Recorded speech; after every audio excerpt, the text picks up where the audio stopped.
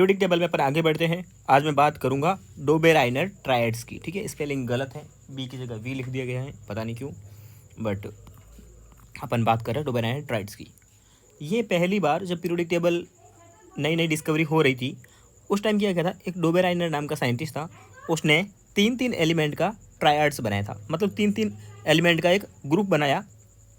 उस ग्रुप की खासियत क्या थी भाई? ग्रुप बनाया, किसी 3 एलिमेंट को लिया है, तो कुछ ना कुछ उनमें रिश्ता था। उनमें ये रिश्ता था कि फर्स्ट का एटॉमिक वेट और थर्ड का एटॉमिक वेट ऐड करके,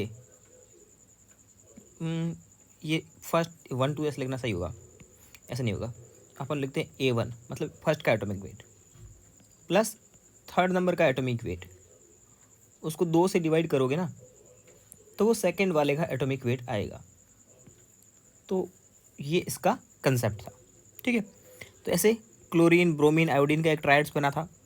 लिथियम, सोडियम, पोटेशियम का एक ट्रायड बना था। ये ठीक है, समझ में आ गया आपको कि जैसे लिथियम, सोडियम, पोटेशियम का ट्रायड्स बन रहा है। ठीक है, तो लिथियम का एटॉमिक मास 7 और पोटेशियम का 39, A1, A2, A3, 7 और 39 को जोड़ करके 2 का भाग दोगे तो बीच वाले का एटॉमिक वेट आ रहा है। आसान क्वेश्चन है, कोई दिक्कत नहीं। क्वेश्चन भी ऐसा ही आएगा। क्वेश्चन इसमें 2 टाइप का बनेगा। एक तो बनेगा कि पहले का एटॉमिक वेट देगा, एटॉमिक मास देगा, दूसरे का एटॉमिक मास पूछेगा और तीसरे का दे दिया होगा। मतलब कि कुछ भी कर सकता है। जैसे कि आपको अगर मैं इसका और इसका दे दूँ तो ये भी तो आप फाइंड कर सकते हो ना। 7 + x/2 बराबर 23, तो यहाँ से सॉल्व कर सकते हैं ऐसे भी। तो किसी भी 2 का ऐसे बोल देगा कि 3 एलिमेंट नए डिस्कवर हुए, W1, W2, W3, पहले का एटॉमिक वेट ये है, दूसरे का ये है, तीसरे का बताओ अगर ये तीनों ट्रायड्स में है तो आपको ये फॉर्मूला यूज़ करना पड़ेगा। ठीक है, होगा। मेन तो ये 3 ही ट्रायड हैं जो अपने को दिए हुए हैं। कौन कौन से? लिथियम, सोडियम, पोटेशियम वाला, क्लोरीन, ब्रोमीन, आयोडीन वाला, और एक ये कैल्शियम, स्ट्रोंशियम, बेरियम वाला। एनसीईआरटी ने भी ये भी दिए, यही दिए। लेकिन जब क्वेश्चन आता है तब अच्छे खासा आता है। तो क्वेश्चन को करने के लिए पहले बता दूं आपको, एक तो ये ट्रायड्स हैं, lithium, sodium, potassium, calcium, strontium, barium, ये भी एक ट्रायड्स काउंट होता है, ये भी ट्रायड्स हैं, ये भी ट्रायड्स हैं। तो और 5 ट्रायड्स हैं, ये आप माइंड में भी रख सकते हैं, कोई दिक्कत नहीं। ठीक है, तो ट्रायड्स का क्वेश्चन सॉल्व करने के लिए अपने को क्या ट्रिक यूज़ करनी है, क्या ध्यान में रखना है, याद रखना है कि ये सिर्फ P ब्लॉक और S ब्लॉक के एलिमेंट होंगे। अगर आपको क्वेश्चन में D ब्लॉक का दिख जाए ना, D या F ब्लॉक का, तो उसको तुरंत आप है जो हटा दीजिए, तो क्वेश्चन वहीं सॉल्व हो जाएगा। पहला ट्रिक तो ये है। दूसरा ट्रिक है, ये देखिए, ये खड़े खड़े से ऐसे ट्रायड्स ऐसे नहीं बन सकते, पीरियड में ट्रायड्स नहीं बन सकते। ट्रायड्स ग्रुप में बनेंगे, ग्रुप के ही होंगे, मतलब खड़ी लाइन में होंगे, वो पीरियड में नहीं होंगे, पीरियड में नहीं होंगे, यही होंगे। और S और P ब्लॉक के बनेंगे और किसी के नहीं बनेंगे। बस इतना सा तो याद रखना है ट्रायड्स में। ठीक है, तो कुछ क्वेश्चन आ गए अपने साथ में, कौन सा ट्रायड्स नहीं है।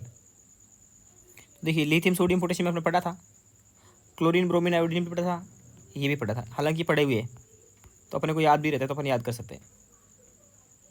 और ये ट्रायड्स नहीं है। तो कभी कभी अपन कंफ्यूज हो जाते हैं कि यार ये तो देखो, अगर इसकी बात की जाए तो ट्रायड्स थे, चलो, बट इस ऑप्शन में तो सब के सब इस ट्रिक से तो कुछ बाहर निकाल नहीं सकते। तो अपने पास एक ट्रिक और आती है कि 8-8 या फिर 18-18 का डिफरेंस होगा एटॉमिक नंबर में। जेड का डिफरेंस इतना आएगा। जैसे कि लिथियम का एटॉमिक नंबर होता है 3, 11 और ये होता है 19। तो 3 - 11 कितना आएगा? 8। इन दोनों में कितने का डिफरेंस है? 8 का डिफरेंस है। 19 - 11 कितना आएगा? 8। तो इन दोनों में एटॉमिक नंबर का 8-8 का डिफरेंस है। वैसे मैग्नीशियम का कितना होता है? 12 नंबर होता है, इसका 20 होता है। ठीक है, ये होता है 10, 18, 36, 54, ये होता है। ठीक है, और 86, तो ये हो जाएगा 36 के बाद में 37 और 38। ये 54 के बाद में 55 और 56, ये हो गया। अब इनका डिफरेंस निकालोगे कितना आएगा, 8 आएगा। जो क्वेश्चन में दिया है ना उसका मैग्नीशियम कैल्शियम स्ट्रोंशियम का चेक कर रहा हूँ, और इनका डिफरेंस निकालोगे तो 18 आएगा, 12 आएगा। तो ये पॉसिबल नहीं है, ठीक है। तो डिफरेंस भी कितना कितने का आना चाहिए, या तो 8-8 का या 18-18 का। तो ये वाला डोबेराइन ट्राइड्स नहीं है, ओके। ट्राइड्स किस में एप्लीकेबल हो सकता है, ये कार्बन नाइट्रोजन ऑक्सीजन, ये तो एक ग्रुप के एलिमेंट है ही नहीं, पीरियड के एलिमेंट है, तो पीरियड वाले को हटा दो। ऑक्सीजन और नाइट्रोजन ये भी तो पीरियड में आते हैं, इसको भी हटा दो। और 3 ट्राइड्स तो एनसीईआरटी ने जो दे रखे ना, उसको तो माइंड में रखो डायरेक्ट। कौन कौन से वाले, ये तीनों, lithium sodium potassium, chlorine strontium barium और क्लोरीन ब्रोमीन आयोडीन। उसके अलावा भी याद से रख सको तो ये भी याद रख लो यार, ये लगातार ही तो है तीनों ट्राइड्स, है ना। तो ये वाला क्लोरीन ब्रोमीन आयोडीन, तो ये तो 10th में भी पढ़ते हैं अपन, तो ये आंसर जाएगा इसका। लॉ ऑफ नॉट एप्लीकेबल, फिर से नॉट एप्लीकेबल पूछा है, तो कैल्शियम स्ट्रोंशियम बेरियम अपन याद रखते हैं, क्लोरीन ब्रोमीन आयोडीन याद रखते हैं। अब देखिए sodium potassium rubidium, sodium potassium rubidium, अब ये लगातार एलिमेंट तो है, लेकिन इसमें अगर अपने को पता होगा कि फर्स्ट ए में सिर्फ एक ही ट्राइड्स बनता है लिथियम सोडियम पोटेशियम का, वो अपने को याद रखना है, वो नहीं है तो इसको हटा दो। तो अपना आंसर क्या होगा, ये तो सब हैं ट्राइड्स, अपने को आंसर कर मार्क करना, आंसर होगा आंसर 3, इसमें 2 होगा आंसर, इसका आंसर होगा 3, ठीक है। अपने को वो मार्क करना है, अरे गलत कर दिया मैंने, है ना, ओके, इसका आंसर 4 था और इसका आंसर नॉट एप्लीकेबल पूछा था तो 2 आएगा। चलिए, which of the following set obeys Newland octave rule. अब न्यूलैंड ऑक्टिव रूल अभी अपन पढ़ेंगे, पढ़ा नहीं है, ठीक है।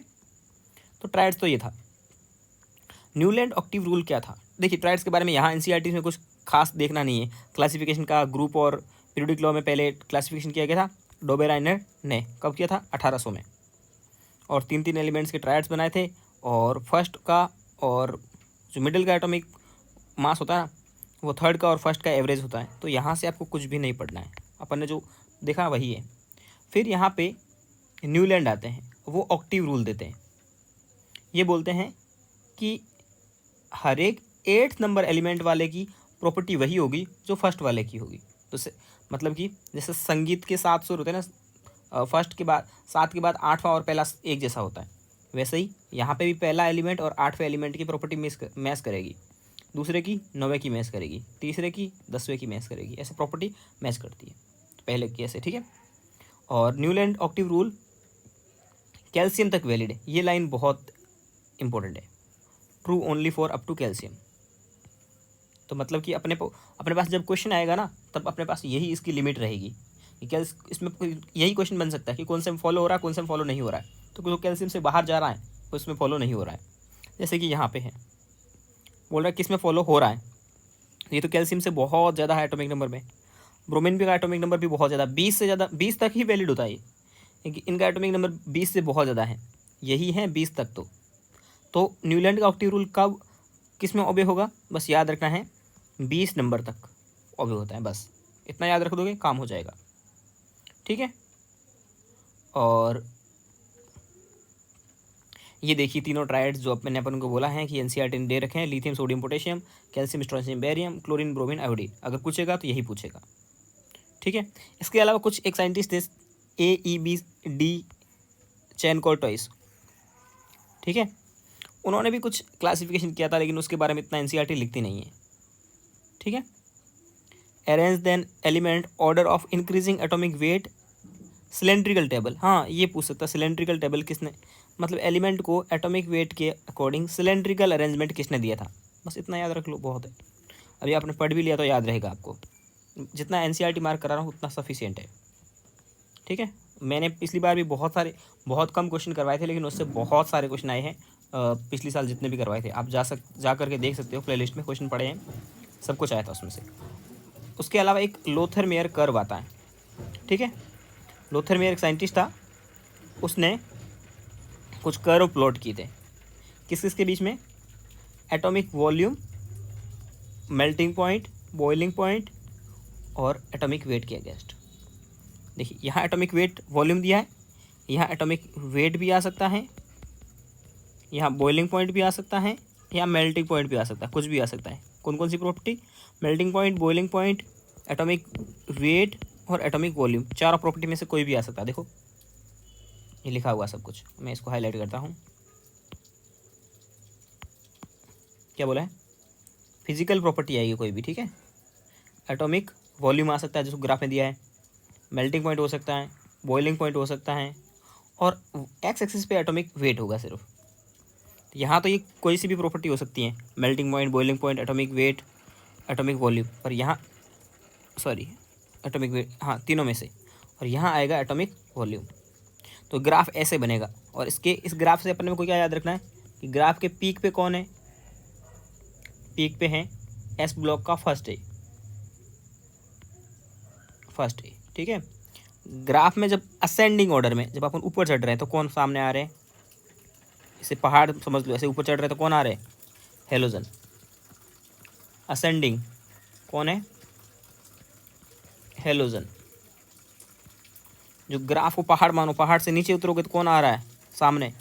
सेकेंड ए। तो डिसेंडिंग में कौन आ रहा है? सेकेंड ए आ रहा है। कभी कभी पूछा ये बीच में खाली जगह है, ये हॉरिजॉन्टल लाइन, तो हॉरिजॉन्टल में कौन आएगा? हॉरिजॉन्टल लाइन में कौन आएगा? तो आंसर दे देना, डी ब्लॉक आएगा। और कौन आएगा? मेटेलॉइड आएगा। तो यहाँ पे कैल्शियम के बाद कौन सा डी ब्लॉक आता है? 3D सीरीज़ 21 से 30। यहाँ 4D सीरीज़ आएगी। तो ये सब आते हैं ऐसे, ठीक है। तो आज का वीडियो इतना ही रखते हैं, काफ़ी लंबा हो गया होगा। आप टेंशन मत लीजिए, मैं जब मुझे लगेगा कि हाँ अब सही है उस टाइम अपन वीडियो की स्पीड बढ़ा देंगे। अभी अपन जितना कर पा रहे हैं उतना आप करते रहिए, उतना ही सफिशिएंट है। और जैसे अभी भी आपको छोटे छोटे PDFs भी मिल रहे हैं, और जैसे चैप्टर फिनिश हो जाएगा पूरे का एक साथ मर्ज्ड PDF मिल जाएगा आपको। ओके।